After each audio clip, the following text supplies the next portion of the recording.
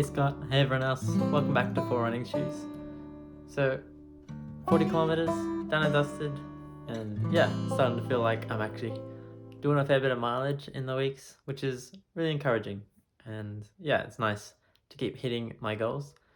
I thought this week I didn't have much else to talk about as far as what my runs were like, so I thought I would talk a bit about my identity as a runner because I've been thinking about this a bit in the past, and it's actually really relevant to, well, really any pursuit in life, just life in general, really. We have these identities that we try to live out somehow, and it really impacts us. It motivates us, inspires us when those identities are being lived out, but it also disappoints us and yeah, even causes some depression or burnout when those identities aren't going well, whether it's because of us, like we've made mistakes, or even we can be victims to our surroundings. So, yeah, I can definitely see this happening in the past, like last year. I think my identity as a runner was probably like, I'm a good runner. So I was really excited and passionate about my running when I was running 20-minute 5Ks or, yeah, beating that, like hitting goals and doing tons of mileage, like 60Ks a week. It was all just really inspiring and exciting. Um, but the problem was when I stopped hitting those goals, I had a few hard weeks in a row and just feeling, yeah, a bit burnt out and struggling with running. And then all of a sudden, I started to question, am I a good runner? Or am I not living out this identity? That's not what I thought, but that's actually what it was. Like, I wasn't living up to my expectations of myself, what I saw myself to be. And yeah, it's kind of dangerous to put your identity in things that are changeable. Um, and yeah, ultimately, there isn't really anything that we can put our identity in this world at least, that won't ever change and that we can consistently rely on. Yeah, certain things will happen and it'll make it difficult to maintain those identities. And so I've been thinking about that with running. Um, how can I have an identity in running that is more consistent than I'm a good runner? Because if I become injured or if life happens and I just can't get out for runs or whatever, all of a sudden, I can easily label myself as, oh, I'm failing at being a good runner.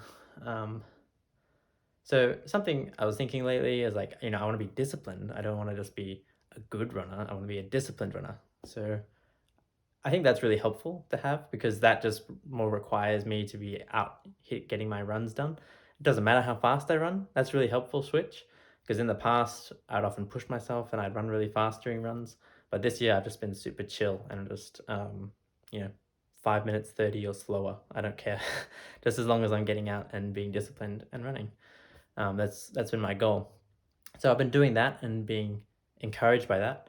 But the problem with being a disciplined runner is that if I have a bad week and I'm not disciplined, maybe I was lazy or maybe I was just busy or whatever happens, maybe I'm not a disciplined runner anymore, then I could actually, hit a wall in my running and become really discouraged and stop doing it. So that's what I'm worried about. But yeah, I've been thinking about what I could change my identity to be rather than just be disciplined. And I think I want to be graciously disciplined.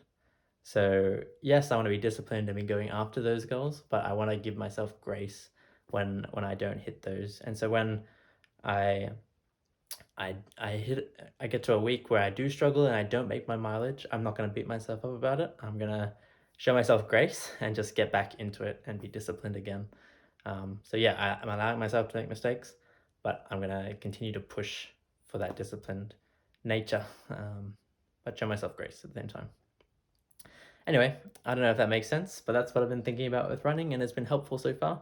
We'll see what happens when I do have those bad weeks, if I can continue to be a graciously disciplined runner, or whether I'll just revert back into blaming myself and being guilty and those sort of things.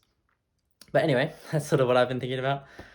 Bit morally, no, not morally, bit of an ethical topic or psychological thing. Anyway, philosophical. Um, But yeah, it's helpful. I think mindset is a huge thing in running actually, and we don't give it enough credit. And I think that's probably my weakest point in running is my mindset a lot of the time. But yeah, Scott, thank you for your video. Yeah, cool downs. Yeah, like I think they're helpful. I don't often do them, especially because I'm trying to get back for lockdowns. Not supposed to be outside without putting a mask on, so I try and just go straight back inside. But yeah, they're helpful. Yeah, I think it would be definitely good for your running if you implement that. Yeah, definitely helps with the tightened calves, especially I found, or tightened hamstrings that you were experiencing. Really encouraged by your last video and just, yeah, your consistency as well with running. And yeah, Scott teased in his last video that we have a special video coming out probably this Saturday. So make sure you're looking forward to that. I'm excited about it. Make sure you join us on Saturday. But otherwise, Scott will see you on Tuesday. Make sure you check out his video, and then I'll see you on Thursday as well. Thanks, guys, and yeah, I'll catch you in my next one.